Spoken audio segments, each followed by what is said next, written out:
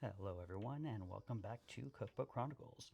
Today we're going to be diving deep into the vibrant world of Contramar, a legendary Mexico City seafood restaurant, and this is one of my favorite cuisines to cook, one I'm most knowledgeable about.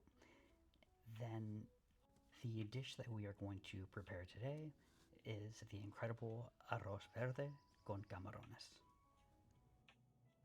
Now, the secret behind that vibrant, bright green color is what you see here: cilantro, epazote, which is in my hand, some garlic, onion, pasilla or poblano chilies, and epazote. If you don't know what it is, it's a classic Central and South American herb. It's slightly pungent, it's earthy, medicinal, but it has hints of other herbs as well. Next up, let's start building the base of flavor for the rice. I minced up some garlic, and now I'm gonna dice up a little bit of onion. Doesn't have to be perfect, but try to make them equal sized pieces. This way they all kind of cook the same.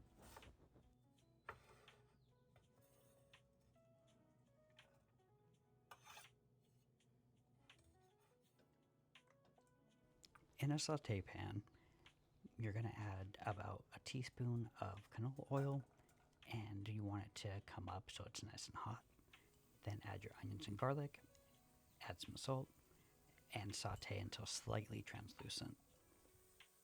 Once your onions and garlic have turned translucent, go ahead and add your rice to the pot.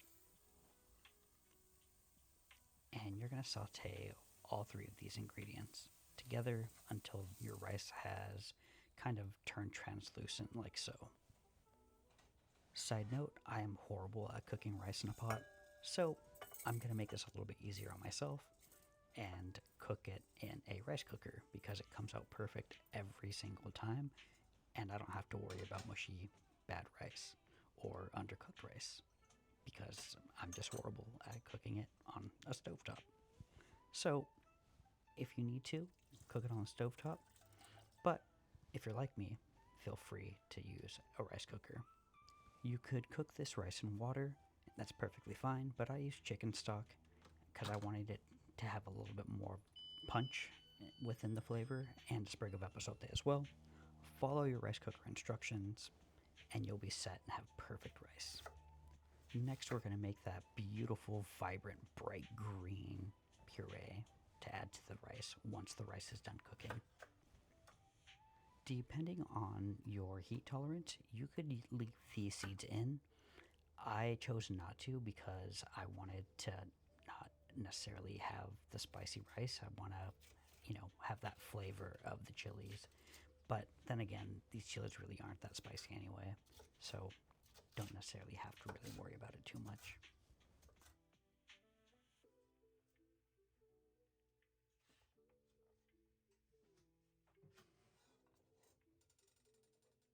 Using that same pan that you used to toast the rice, garlic, and onion, go ahead and just keep it on the stove.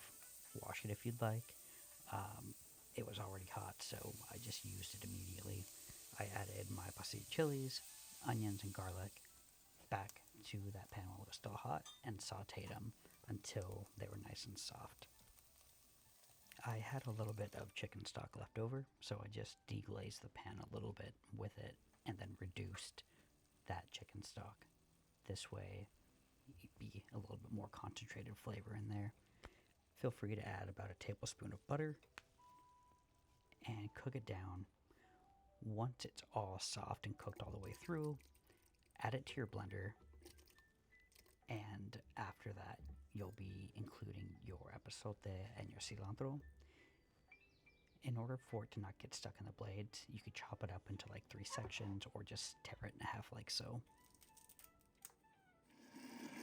Season it with a touch of salt and blend it, and you'll have this beautiful, vibrant, bright green paste like this.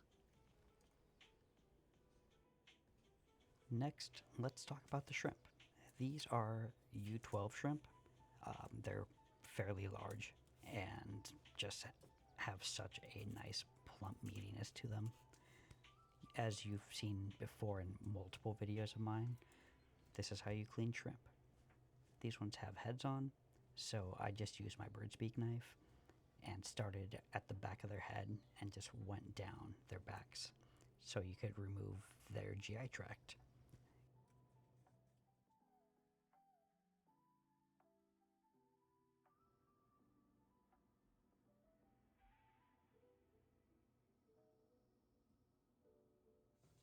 Once your rice is cooked, pull it out of the rice cooker and add about maybe 4 tablespoons of puree and mix it thoroughly.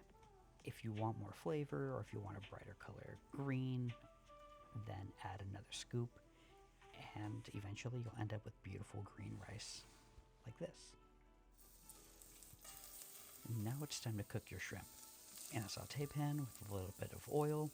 Whatever oil you want to use is perfectly fine. I prefer either avocado or canola, rice bran, safflower, just because I want to taste the shrimp and the rest of my food. Like, olive oil is just too strong, and it just flavors way too much.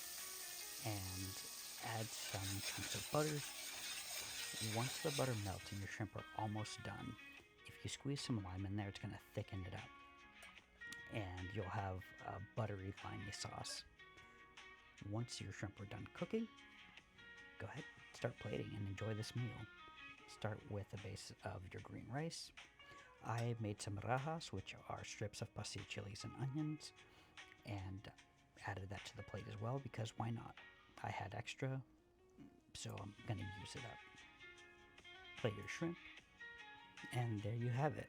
Contramar's Arroz Verde con Camarones, straight from our kitchen to yours. This dish is just a testament to how simple ingredients treated with care can create something truly special. The bright herbaceous rice, the sweet succulent shrimp, and its flavor combination is just simply irresistible. Seriously, you have to make this and have a little taste of Mexico City. Let me know in the comments below if you've given this dish a try or if you've made something similar in the past. Don't forget to like this video, subscribe for more cookbook adventures, and hit that notification bell so you don't miss our next culinary journey.